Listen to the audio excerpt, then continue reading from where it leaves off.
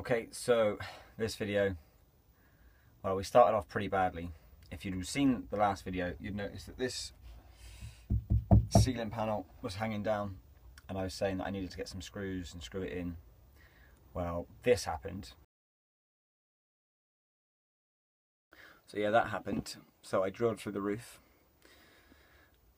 Yeah, I was pretty pissed off. Only because I've done everything and I've been so careful that I drilled through. And the last screw I had to put in was that one screw. Everything else went in fine. Literally screwed that one in. Thought I'd just have a look at the top of the van. Sure enough, chuffing screw sticking out the top of the van, which isn't ideal. Because now I'm just going to constantly be in fear of, like, is damp coming through? Is it seeping? Like, if it gets in through there, like even just little drips, it will slowly run down the board because it's at a slight angle. And there's insulation up there, so it'll get into that, that'll get damp, that'll go mouldy, and it'll literally, it's sort of a case of rip down, start again.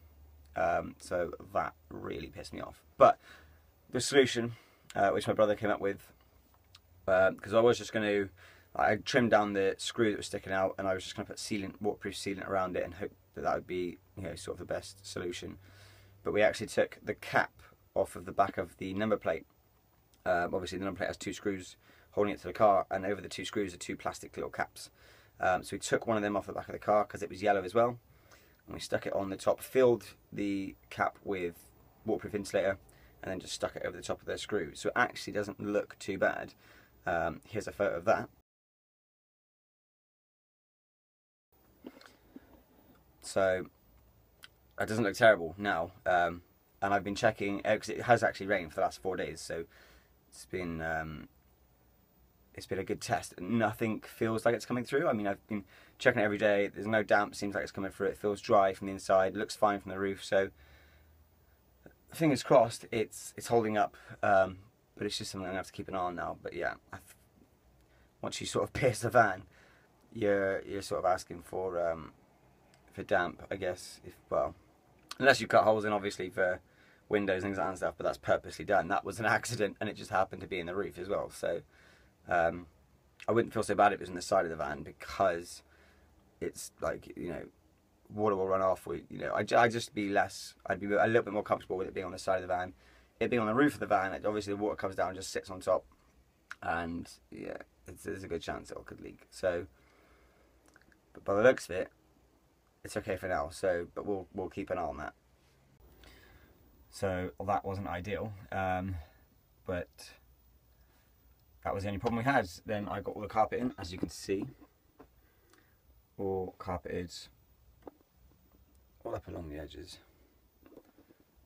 all up along the roof, all in all the corners and everything.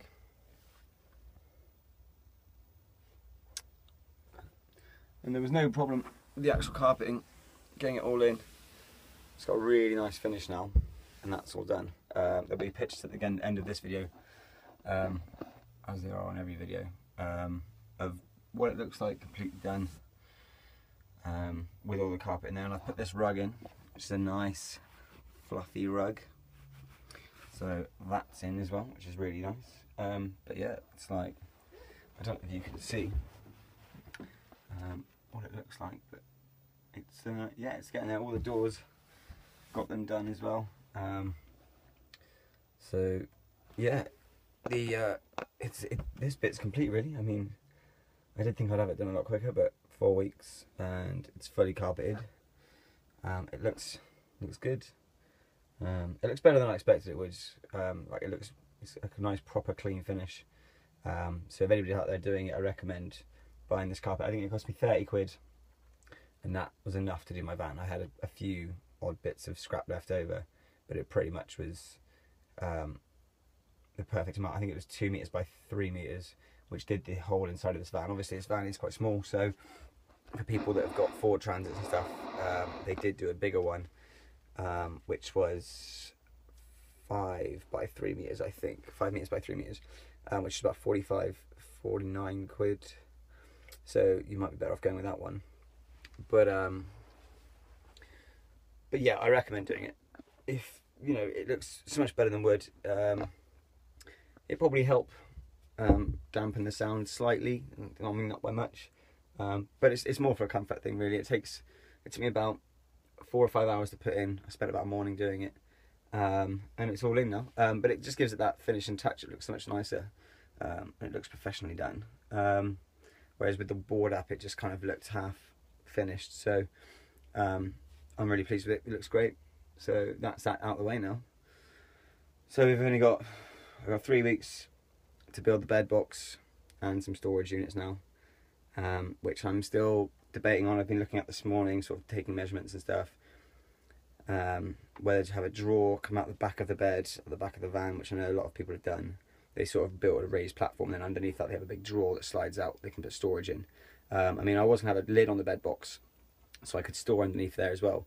But I'm thinking of maybe having a drawer that comes out the back of the van when the doors are open as well. Again, it's just a luxury. I could just use the bed box and just lift the lid, get what I need out, but you know, it depends how far I want it to. I mean, if it's going to be a ball ache, which I can't imagine it is, I'm pretty sure it would just be a case of building a drawer, screwing some drawer rails, fixings on the inside of the box, and just have it come in and out.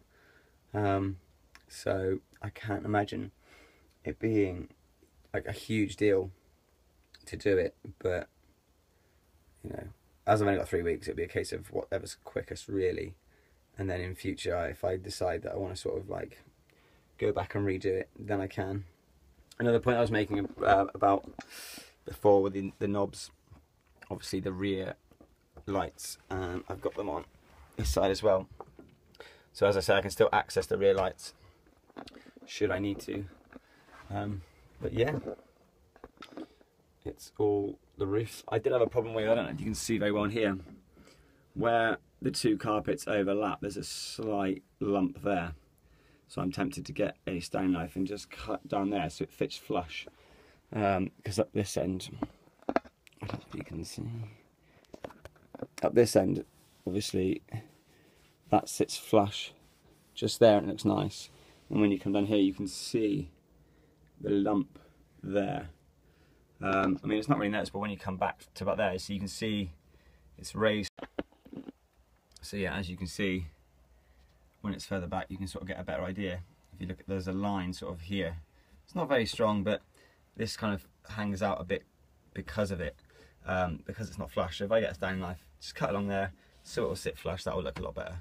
But again, that's the only real issue from the carpeting. If you look like here, like around the door frame, I managed to wedge it into all this plastic, so it actually gives it quite a nice finish, being all stuffed in here and stuff. So it actually looks quite nice from the front. You know, it doesn't look like it's out of place. Everything else went really well. It all fit into place. Looks really great, I think. But yeah, you can have a look at the photos afterwards. They'll all be up of it all finished and as it's being done. And then next week we'll try and have a bed box built. That's the plan anyway. Don't hold me to anything, but that is the plan. So hopefully by next week we'll have the bed box built, or at least have a start made on it and stuff. So cool. See you next week.